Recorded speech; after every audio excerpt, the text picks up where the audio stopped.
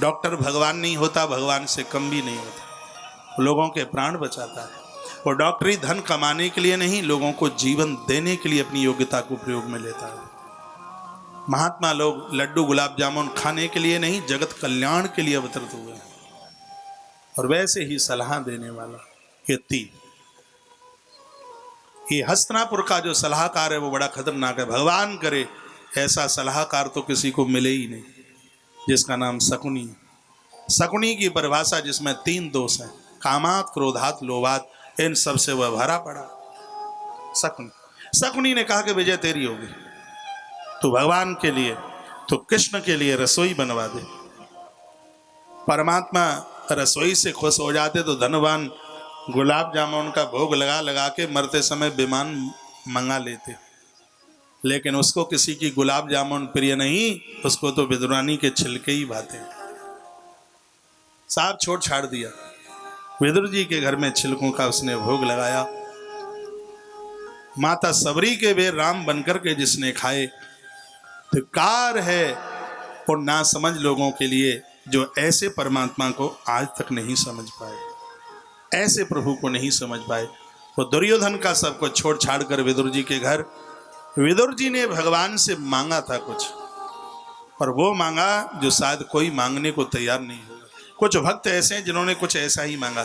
कल एक भक्ता को आप सुन रहे थे जिसने विपत्ति मांगी, कुंती माता ने। एक ये श्री भगत हैं, इन्होंने भगवान से अपमान मांगा, का समाज में मेरा अपमान होता रहे और मैं उसको झेलता रहूं।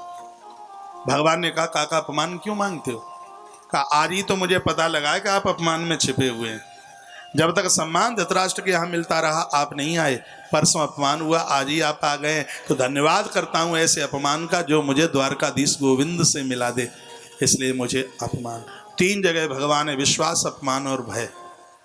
विश्वास में भगवान है, प्रहलाद को विश्वास से खम से प्रकट भगवान हुआ। भय में परीक्षित राजा को भगवत दर्शन हुआ। अपमान में महात्मा विदुर और ध्रुव जी महाराज को भगवत दर्शन हुआ।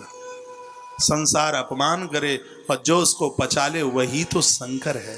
शंकर का अपमान ससुराल में ससुर साहब ने किया, दक्ष ने किया, लेकिन महादेव ने उसको कैसे सहन किया है?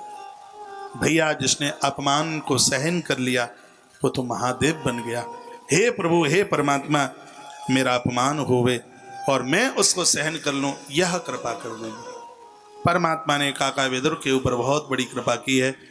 भगवान पांडवों के पास लौट गए, बाद में तो युद्ध हुआ, विदुर जी ने सब घर द्वार छोड़ दिया, तीर्थ यात्रा करी और महात्मा विदुर जी से मुलाकात हुई।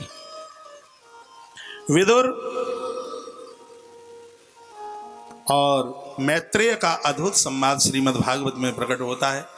सुखदेव भगवान परीक्षित को कथा सुना रहे हैं, सूत शौनक ऋषियों को कथा सुना रहे हैं। अब एक वक्ता एक श्रोता और बढ़ गया यहाँ। महात्मा मैत्रेय जी ये कथा महात्मा विदुर को हरिद्वार की धरती पर सुनाते हैं। कथा बड़ी अद्भुत है। पूछा आप यह बताइए कि दुनिया किसने बनाई? इसके बारे में हम आपसे पूछना चाहते हैं। इसके बारे में आप हमें बता देते तो आपकी बहुत बड़ी कृपा होती। ये धरती पर मनुष्यों में सबसे पहले 10 महात्मा आए। भागवत जी में सबका वर्णन है।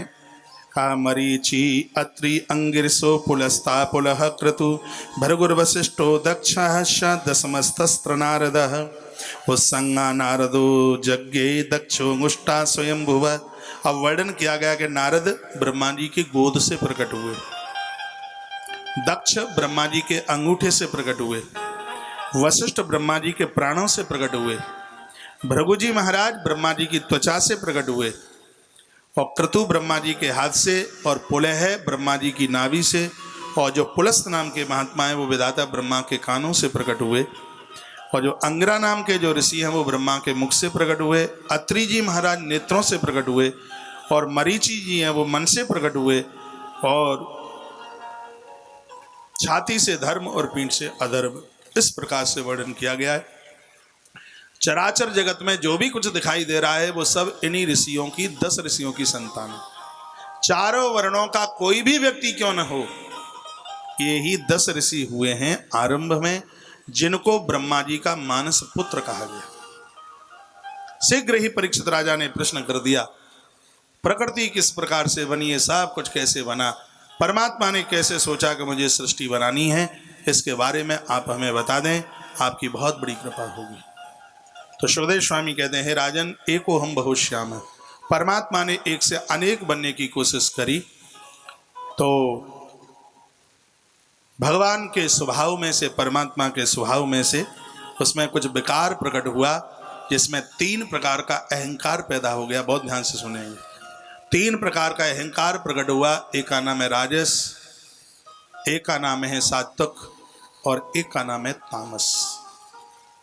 ये अहंकार प्रकट हुआ। तामस में से 5 महाभूत बन करके तैयार हुए।